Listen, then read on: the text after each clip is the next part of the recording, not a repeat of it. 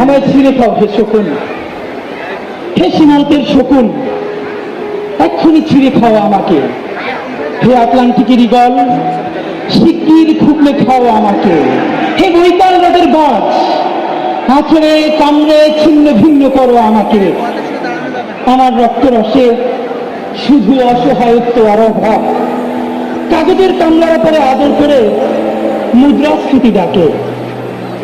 ঋণের চাপে নীল হয়ে যাচ্ছে আমার উচ্চকৃতা, সংসার চালাতে অন্তরে হয় ইন্টারনাল ব্লিডিং।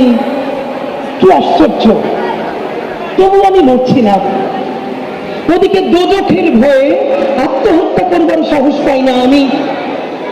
খোদাকে বললাম আমি মরতে চাই। তিনি বললেন বেঁচে চোখে বলল, সহস্রাব্দ উন্নয়নের সাক্ষী হিসেবে রাজা তোমাকে মনে করে রেখেছেন। বাজারে দীর্ঘশ্বাস ফেললে নাকি রাজ্যের বদনাম হয় খুব। কোথাও একটা ফরমান জারি করেছে আমাকে সারাক্ষণ হাসতে হবে, নইলে দেশি কুকুর ও বিদেশি মাগুরকে একবেলা ভালো মন্দ খাওয়ানো হবে আমার মাংস দিয়ে। নিত্যদিন ব্রয়লারের হুড়ি নাকি ওদের ভাল লাগে না, অথবা আমাকে ভাগ দিয়ে বেচা হবে। মানুষেরও তো মানুষ খাওয়ার স্বাদ হতে পারে, তাই না? ভাগ্যিসটা বিদেশি সুপার শপে বিক্রি হবে না, দেশি মানুষেরও তো হক বেশি আমাকে খাওয়ার।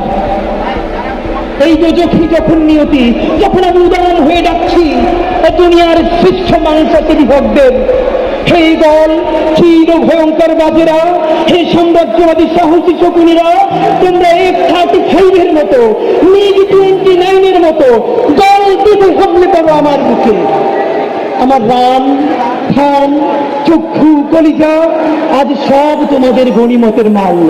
দেশি শুয়োর খুবলে খাওয়ার আগেই আমি ইচ্ছে মতো খুবলে খাও তোমরা।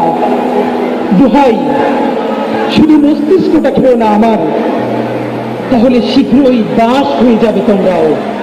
ইনকিলাব জিন্দাবাদ।